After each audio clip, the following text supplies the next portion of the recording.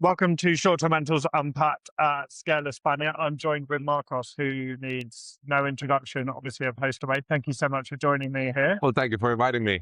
It's a pleasure, obviously, a legend of the industry. I just kind of wanted to start because I think, obviously, you've been a very known face in the industry for quite a while now. And I just kind of wondered how you got into it. What, what, what took you from, I guess, like, your starting point to where you are now?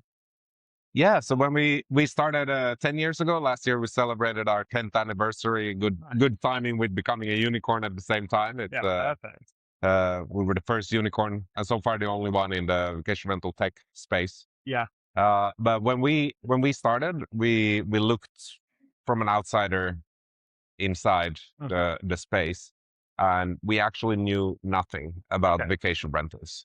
And that was really exciting for us because what we noticed that it was that almost every single company that builds technology in this space, they're not built by technology people, they're built by either real estate or travel or vacation rental people. Yes.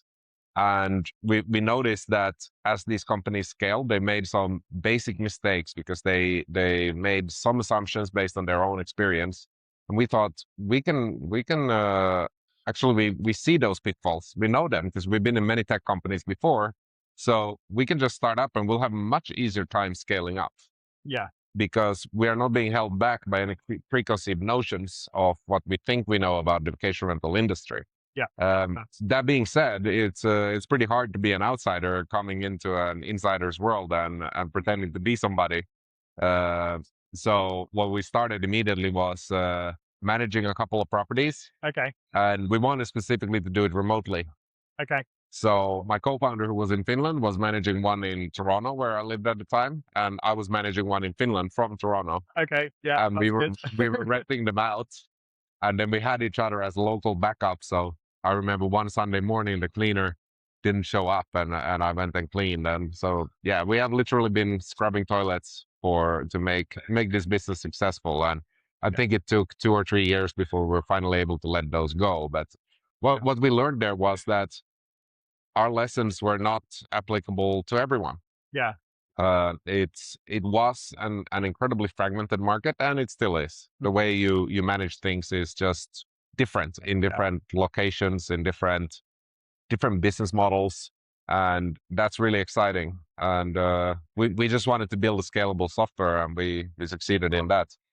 More than succeeded, I would say. I mean, when you originally took on those 2 rental properties in Toronto and Finland, were there any pre-assumptions that you had that you thought you needed to build in one way, and then actually managing it yourself meant you needed to take like a completely different direction? Well, nowadays you can just ask AI, but we had to do all the research on how to do it the good way and the bad way, and we did it the good way. Nice. So it worked quite well, but it was some work.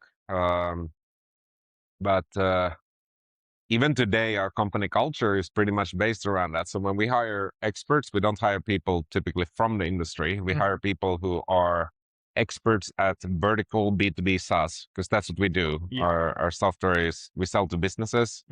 It's a software as a service product, and it's vertical. That means that it focuses on one industry. A bit like Uber Eats focuses on the restaurant industry and delivery. Yeah.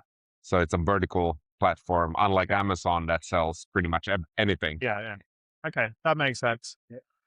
And so I guess, like, you've obviously, I would say, arguably, you are one of the 2 biggest PMSs in the space right now. You obviously got valued at $1 billion. You're now a unicorn company. Was this your first attempt at entrepreneurship, or did you have anything in your past, or have you just done it first time, got it right? I think everyone's always trying something. Yeah. Like, I wouldn't say, yeah, I've had some failed attempts in the past, and also some successful. There was a real funny one when I was 16 years old. In the summer in Finland, there's a lot of music festivals. And those are usually arranged outside the cities because they're so big and people sleep in tents and so on. Yeah. So I came up, or a friend came up with this great idea. Why don't we get like these plastic cell phone chargers that you hook a 9-volt battery into, and it charges your cell phone. Nice. So we went there and sold them. Turns out they didn't actually work. So it shows charging, but when you try to make a phone call, it doesn't work. But it didn't harm business. But we really hit the jackpot because for some reason we brought like 100 rain ponchos. Yeah. And it started raining. Nice. Nobody was selling those. Nobody had umbrellas because it wasn't supposed to rain. Yeah. Everyone wanted one. We started selling them for €1, and then eventually the price went up and up as we got lower in stock, and we're selling them for at €10 each, and it was crazy successful. But it really is a great way to kind of learn as a 16-year-old, like the basics of supply and demand, I guess, and like how that exactly. And I don't know how I pulled this off, but in high school we had a cafeteria that was open between classes, and when I saw that, I thought, that's so cool. The students are running it. Yeah. I want to run it. So eventually I managed to run it, and it was great. Business was so, but eventually the teachers were unhappy that we were selling just candy, because that's what kids want. They just want candy, and they wanted us to sell something healthy. But the problem was nobody wants to buy anything healthy. Yeah. But I made a lot of friends by giving out free candy. That was really awesome. Yeah. So I guess you'd say you're probably like a born entrepreneur, like it's kind of within you since an early age, right? I'm a big fan of Megadeth. Very fan, right? Yeah. Very against anti-establishment, against the system. I never quite managed to find a job. Actually, I hated school. Yeah. And then I was told that if I just study well, and I studied really well, like I went to the top schools and got top grades and so on, then you won't have to go to school anymore. Okay. Good. Because in school, they tell you, sit here, read this, learn it. And when I ask you questions, then you need to know what you actually read. Yeah. So I was really happy to get out of school. But then I found out the work is exactly the same. Like my first day at the office, I started working at an affiliate network, was you sit here, you read this, and then I come and ask questions. So you need to know what I say. And I went to my dad and I asked her, when the hell does this stop? Like, I can't do this. I just did 15 years of school. I thought it was over, and now it's all the same. And he said, stops when you retire. It never stops. I thought there's got to be a better way, like one where I get to set the rules, where I get to do stuff. And that's starting your own business. And sometimes we have employees who are usually really popular among their colleagues. They're also seemingly productive. But they are more good at the idea. So they come up with a great idea, but they can never really execute. Because they lose interest. So they can't run a project from beginning to end. They're more the initiator, but everyone loves them because they help out and they have all this knowledge. But usually they end up not working out, because if you give them a task, they can't actually do it. So I always have a one-on-one chat with them. I think we got 300 employees now in 51 countries. And I think I've seen 5 of those examples where I tell them, look, you will never be happy at any job. You have to start your own business. You will never fit in. And there's just a distinct type of people that will never fit in, never be able to work in a system unless they create their own. And I'm one of them, and I can identify the others. I truly believe I'm one as well. With my own experience, what you're saying rings a lot of bells. I've always said that I would just make a crap employee, and the main reason I've worked for myself is for that. Reason that no one would have me. So I need to do it for myself, right? And I think that's so true of so many very successful entrepreneurs, is you have to carve your own route, right? Exactly. It's almost the only option, either out of boredom or out of passion or out of desperation. So like you said, you're obviously 300 employees, 51 countries. I think from the outside looking in, it seems that you guys, even though you're one of the biggest, have always been a bit of a disruptor within the industry. And I think maybe with what you're saying and your approach of like taking people not from the space, but it doesn't feel like you're slowing down at any point. It doesn't feel like you're plateauing at all. Like, so what's next for you guys? Well, right now it's really exciting in the tech space with all the AI coming in, and especially for property managers, there's so much room to be more efficient. I just I'll give a practical example from just this stay here in Madrid. I booked something on Airbnb, and I learned my lessons. There's just one thing that I really need, and that's coffee. Yeah. So I have my own travel Nespresso machine and milk foamer that I bring with me, but they're pretty heavy, so I Yeah. prefer not to bring them. So whenever I book a place, I ask, "Do you have an espresso machine?" And it took this host yesterday. I started packing, and I realized he hasn't answered. It's been 8 days. Like, it's a simple yes or no question, and I was just thinking back to our own AI. It would have answered in 30 seconds. Because Yeah. at a delay, because people get really freaked out when the answer comes immediately. So you delayed by 30 seconds. But Yeah. that's just one example of how AI can help and just answer those simple questions that guests may have.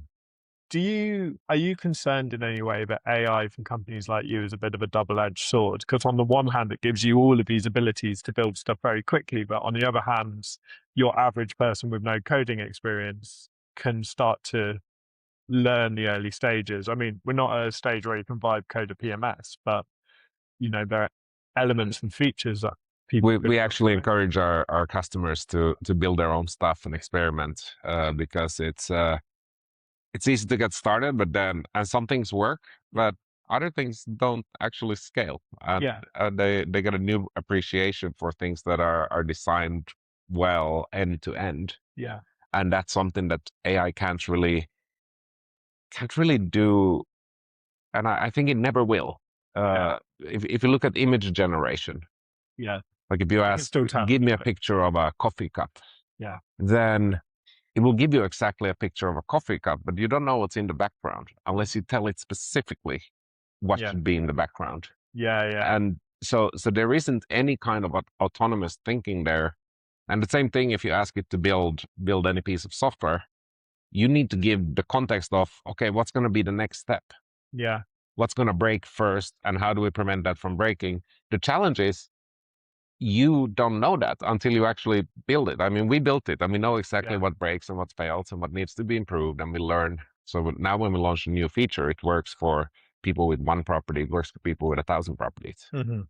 And it works in many languages, many regions, different legal environments, and that's just through experience. But if you're building your first thing, it's going to be very hard for you to know exactly which questions to ask the AI. Exactly. And I heard something the other day which I hadn't thought about, which is, sure, you can go ahead and build it, but you have no idea what that code is. The code that you're looking at, you can't read it.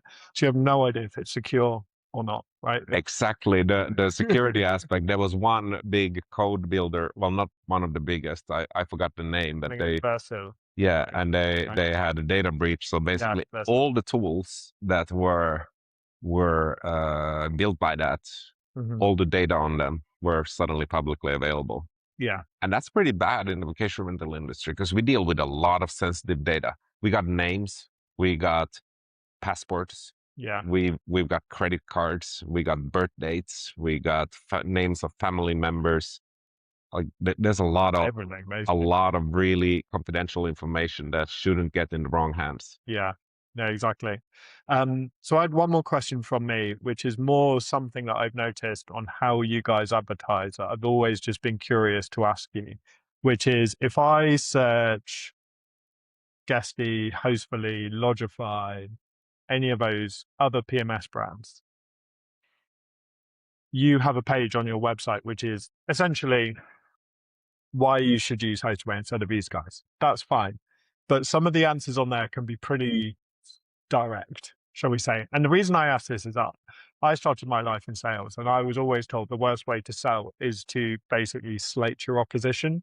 You always want to do it in a kind way. Now, that might just be the Britishness in me, but I wondered, I guess, two questions. Like, do you consider that point of view and does it actually get results?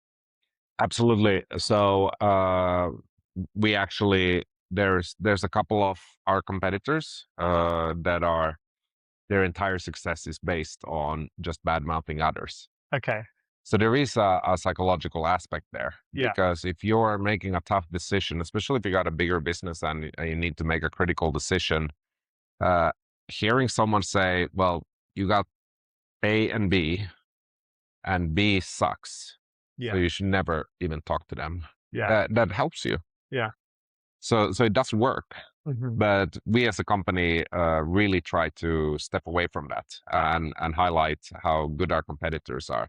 Yeah. Now, those competitive landing pages, unfortunately, they're a necessity because that's what our competitors are doing. Oh, really? Yes. So if you go and ask any AI, how is competitor X better than Hostaway, then they'll read the pages there. Sometimes the pages are hidden. That's Okay. pretty interesting. So you Yeah, as a user can't find it, but AI yeah. can. And it has a bunch of false information there. Interesting. Some competitors don't use false information, but a few of the really big ones have only false information. Um, and then when you ask how is Hostaway better than this competitor, then it says, well, I don't really know. Interesting. So we have to have those. Yeah. So it's more about It's keeping more up yeah. rather than leading a. That's interesting because I'd only noticed it with you guys, but in fairness, I had it pointed out to me. Yeah. So I haven't ever tried it with any other Go brand. and ask any AI I model will. next time, and you'll be surprised to what you find. Excellent. Interesting. Well, thank you so much for taking all my time, as always. Absolutely. Thank you very much. I'll see you soon. Yeah. Thank you.